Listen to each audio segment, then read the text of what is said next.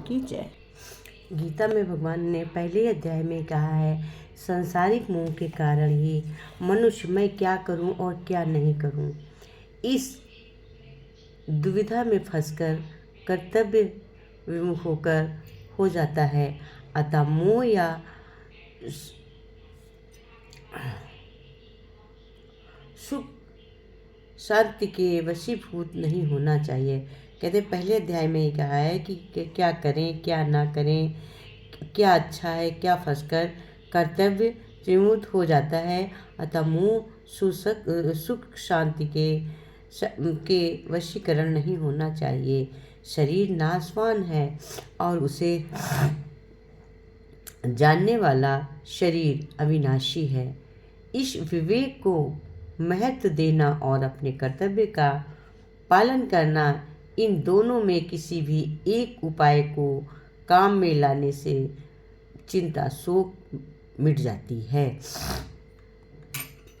भगवान कहते हैं कि निष्काम भावपूर्वक केवल दूसरों के हित के लिए अपने कर्तव्य का तत्पर से पालन करने मात्र से कल्याण हो जाता है। कहते हैं कर्तव्य बंधन से छूटने के दो उपाय हैं। कर्मों के तत्वों को जानकर निस्वार्थ भाव से कर्म कला और तत्व ज्ञान अनुभव करना। मनुष्य को अनुकूल प्रतिकूल परिस्थितियों के अपने पर सुखी दुखी नहीं होना चाहिए, क्योंकि इससे सुखी दुखी होने वाला मनुष्य संस्कार से ऊंचा उठकर परम आनंद का अनुभव नहीं कर सकता है। किसी भी साधन से अंतःकरण से समता आनी चाहिए। समता आए बिना मनुष्य सर्वथा निर्विकल्प है और हो ही नहीं सकता है। सच में कुछ भगवान ही हैं, ऐसा स्वीकार कर लेना सर्वश्रेष्ठ है। हमें ये मानना चाहिए कि जो कुछ है वो भगवान ही है, ये स्वीकार कर लेना सर्वश्रेष्ठ साधन है। अंतकालीन चिंतन के अनुसार ही जीवन की गति होती है। अतः मनुष्य को हृदय भाव अनुकूल स्मरण करते हुए अपने कर्तव्य का पालन करना चाहिए, जिसमें अनंत काल में भगवान की स्मृति बनी रहे।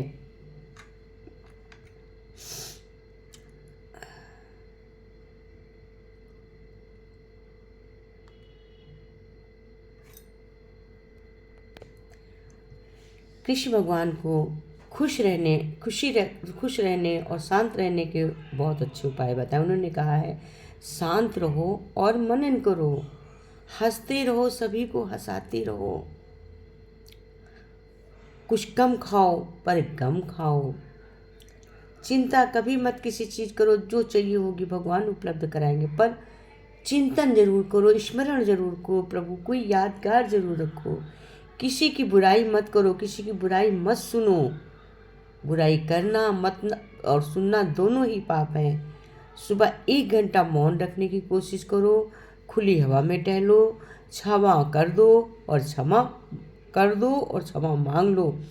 आवश्यकताएं अपनी बहुत विस्तृत न रखो, सीमित आवश्यकताएं रखो, न्यूनतम आवश्यकताएं रखो। हमेशा सकारात्मक सोच रखो, हमें और सबके प्रति हित का भाव रखो। कमाई का कुछ हिस्सा दान करो, परिस्थितियों से तालमेल बैठाओ, अधिकार भूलो, कर्तव्य याद रखो, सेवा करो, बदले में कुछ मत मांगो। सुबह 1 घंटा खुली हवा में घूमो, धैर्य संयम एवं सहनशीलता अपनाओ, कम धीरे व प्रेम से बोलो, ज़्यादा सुनो। 1 घंटा अच्छा साहित्य पढ़ो या सुनो। सुबह जल्दी उठो, रात को जल्दी सो। किसी के प्रति ईर्ष्या द्वेष की भावना मत रखो, किसी पर गुस्सा मत करो, अपने ऊपर भी गुस्सा नहीं करो, किसी को दुख मत दो, किसी का अपमान नहीं करो। भगवान कहते हैं, कण में भगवान है, लेकिन मनुष्य जब ईश्वर से प्रार्थना करता है तो समझता है कि भगवान सुन रहा है, पर जब निंदा करता है, बुराई करता है किसी की, तो भूल जाता है कि भगवान ये निंदा को भी सुना, बुराई को। जैसे भगवान तुम्हारी प्रार्थना सुनते हैं तो क्या भगवान निंदा नहीं सुनते? लेकिन इंसान भूल जाता है प्रार्थना करते समय कि भगवान निंदा को भी सुनते हैं।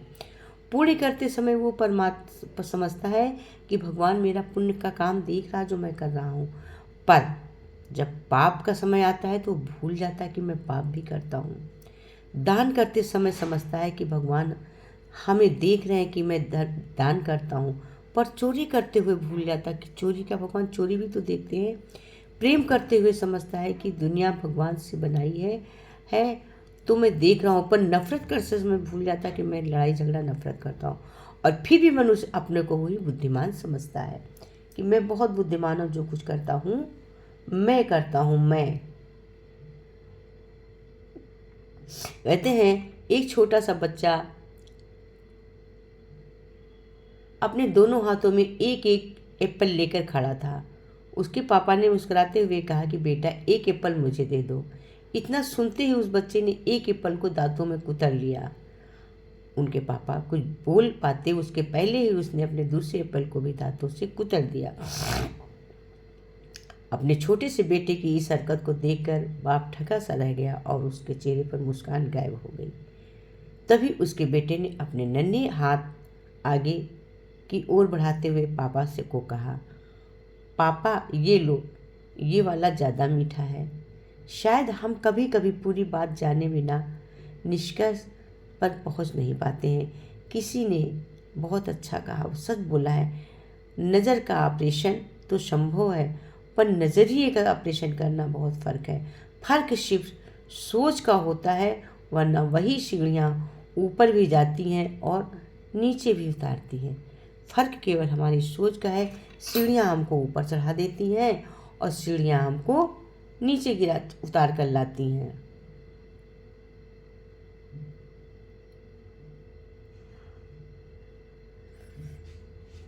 एक भी बहुत अच्छे केकड़े का दृष्टांत है। एक केकड़ा समुद्र किनारे अपनी मस्ती में चला जा रहा था। बीच में रुक कर अपने पैरों के निशान देखकर खुश होता था। आगे बढ़ता पैरों के निशान देखता, उससे बनी डिजाइन देखकर और खुश होता।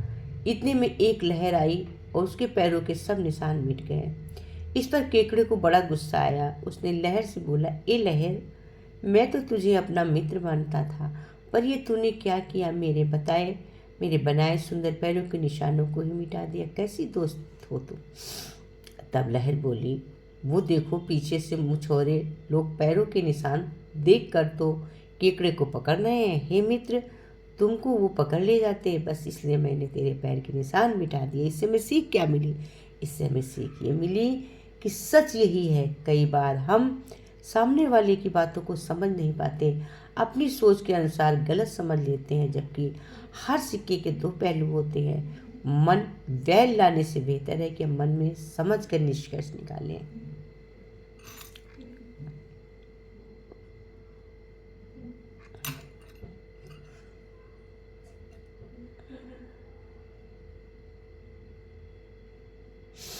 कहते हैं बहुत सोचने की बात है। मेट्रो में सफ़र करते हैं। एक औरत किताब पढ़ रही थी।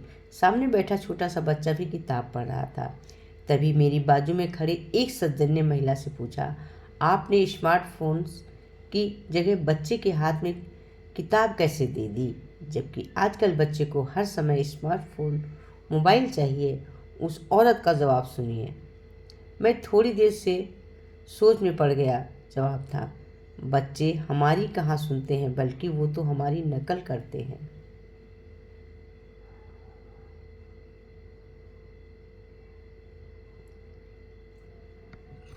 भाई, उसका कहने का मतलब है कि जब मोबाइल देखते हैं तो मोबाइल चलाते हैं। मैं किताब पढ़ रही हूँ तो बच्चा मोबाइल कैसे खेले, वो भी किताब चला। तो कहते हैं बच्चे अपने परिवार से ही सीखते हैं।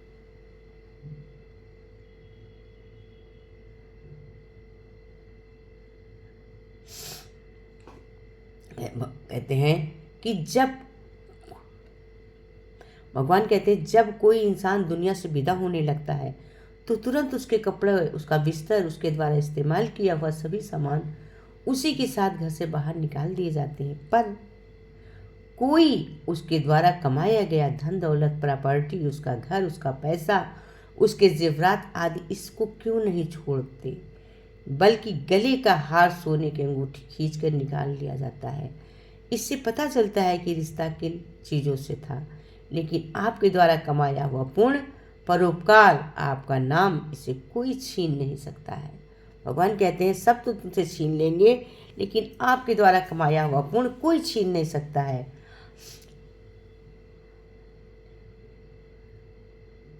कहते हाई जले ज्यों लकड़ी, केस जले ज्यों घास, कंचन जैसी काया जल गई कोई न आया आस। इसलिए मित्रों ऐसा काम करो कि मरने के बाद तो तुम्हारे धन के कारण नहीं मन के कारण नाम ले, हमारे धन के कारण नहीं हमारे मन के कारण नाम ले। हमें अच्छे कर्म करें, हम जब अच्छे कर्म करेंगे तब भी तो हमारे मरने के बाद कोई हमारा नाम लेगा। पैसे तो केवल परिवार को देते हैं, लेकिन जो ये माया रूपी धन, जो सच्चा धन कमाते हैं प्रभु का, ये हम खुद भी लेते हैं। जिसके साथ बैठते हैं तो वो हमारे सत्संगी हमारी याद करेंगे, और पैसा लेने वाले तो पैसा दबा लेते, थोड़ी देर का ही साथ होता है। हमारा सबसे बड़ा दुश्मन कौन है?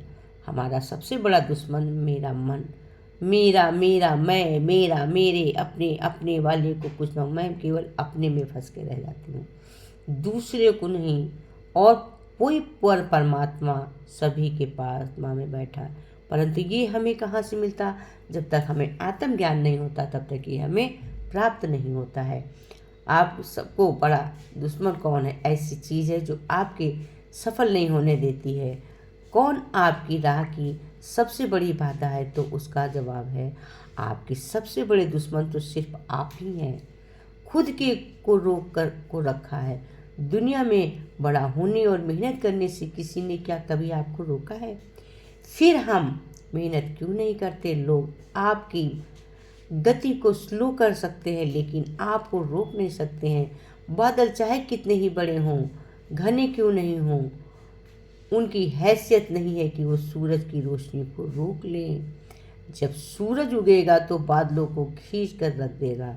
अंधेरा चाहे कितना भी घना क्यों न हो, रात चाहे कितनी ही काली हो क्यों न हो, उसकी औकात सूरज की एक किरण से ज़्यादा की नहीं है। सूरज की एक किरण पड़ी और अंधेरा गायब। इसी तरह दुनिया में किसी बाधा की हैसियत आपकी काबिलियत से ज़्यादा नहीं है। रुकने के लिए तो आप स्वयं जिम्मेदार हैं। आप एक्शन में ज़्यादा बातें करते हैं, पसीना बहाने से ज़्यादा घर में बैठकर सपने बुनते हैं, या फिर आने वाले कल से डरते हैं तो दूसरा क्या कर सकता है? किया फिया फाफ अनमोल अर्थात अज्ञात भय दुनिया का सबसे बड़ा डर है। इस भय का कोई आधार नहीं है, फिर भी सबसे कॉमन है। दुनिया को जीतने के लिए पहले खुद को जीतना होगा। जिसने खुद को जीत लिया उसने दुनिया को जीत लिया। आपको सिर्फ और सिर्फ एक को हराना है, खुद को, अपने को हराना, बाहर से किसी को नहीं। आपकी प्रतिस्पर्धा तो अपने आप से बात करेंगी, उससे बेहतर आप परफॉर्म करना है। तो अपने इस दुश्मन को आज ही हराओ। अपने हफ्ते की अगले हफ्ते, महीने में, अगले साल नहीं। आदर्श स्थिति का इंतज़ार मत करो, वो कभी नहीं आता है। मन दुश्मन है, इसको हराओ, इसको ताकतशाली बनाओ। बाहर की किसी की ताकत नहीं कि तुम्हें किसी कार्य करने के लिए रोक ले। अच्छे के साथ हमेशा अच्छे बनो, बुरे के साथ हमेशा बुरे बनो। हीरे से हीरा तो तराशा जा सकता है, लेकिन कीचड़ से कीचड़ साफ नहीं किया जा सकता है। कोई मेरा बुरा करे वो उसका काम है, मैं किसी के साथ बुरा करूं ये मेरा धर्म है। अपनी तकदीर से मिलते हैं, अमीरी और गरीबी से उसका कोई लेना देना नहीं होता है। रोने वाले महलों में भी रोते हैं, और जिसकी तकदीर में खुशियां हैं वो झोपड़ी में भी हंसते हैं।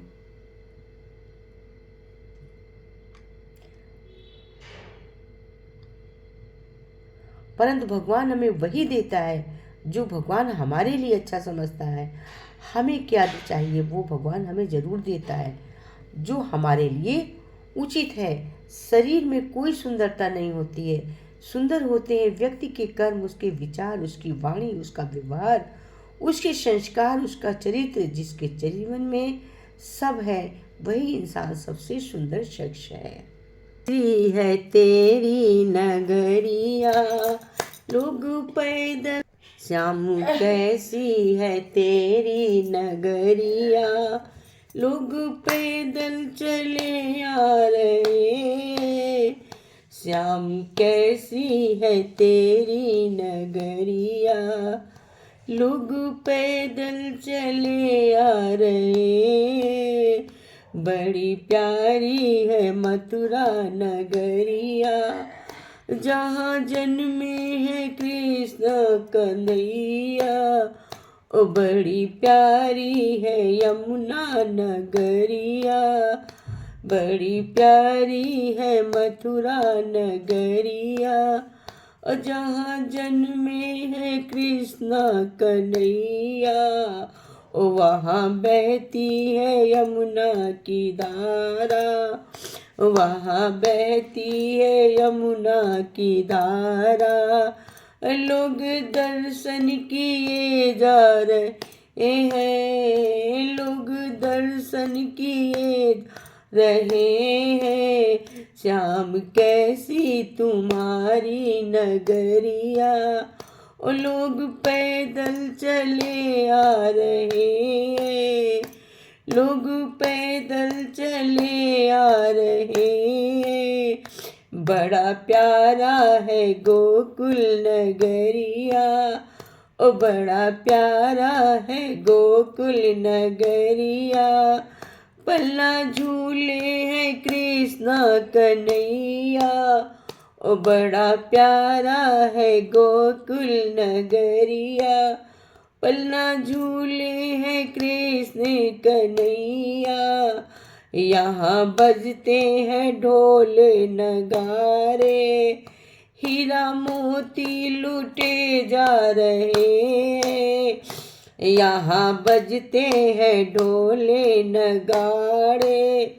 हीरा मोती लूटे जा रहे। श्याम कैसी तुम्हारी नगरिया, ओ लोग पैदल चले आ रहे हैं, लोग पैदल चले आ रहे हैं। प्यारा प्यारा है मथुरा बन नगरिया, बड़ा प्यार है मथुरा बन नगरिया। जहाँ रहते हैं बाके सवरिया, प्यारा है वृंदावन नगरिया। और जहाँ रहते हैं बाके बंसवरिया, जहाँ रहते हैं बाके बंसवरिया। ब्रज मंडल से सबको नचाते, बस्ती में है झूमते जा रहे हैं। ब्रज मंडल में सबको नचाए, मस्ती में झूमते जा रहे हैं। श्याम कैसी तुम्हारी नगरिया, लोग पैदल चले आ रहे हैं, वो लोग पैदल चले आ रहे हैं। बड़ा प्यारा गोवर्धन नगरिया, ओ बड़ा प्यारा गोवर्धन नगरिया। जहाँ पर्वत की होती है पूजा, प्यारा है पर्वत गोवर्धन। जहाँ पर्वत की होती है पूजा, इसकी चारों तरफ की परिक्रमा, और इसके चारों तरफ की परिक्रमा। नंगे पैरों किए जा रहे हैं, और नंगे पैरों किए जा रहे हैं। लोग पैदल चले आ रहे हैं, लोग चले आ रहे। श्याम कैसी तुम्हारी नगरिया, ओ श्याम कैसी तुम्हारी नगरिया। लोग पैदल चले आ रहे हैं, लोग पैदल चले आ रहे हैं। श्याम कैसी तुम्हारी नगरिया, लोग पैदल चले आ रहे हैं, ओ लोग पैदल चले आ रहे हैं। हरिओम तत्सत, हरिओम तत्सत।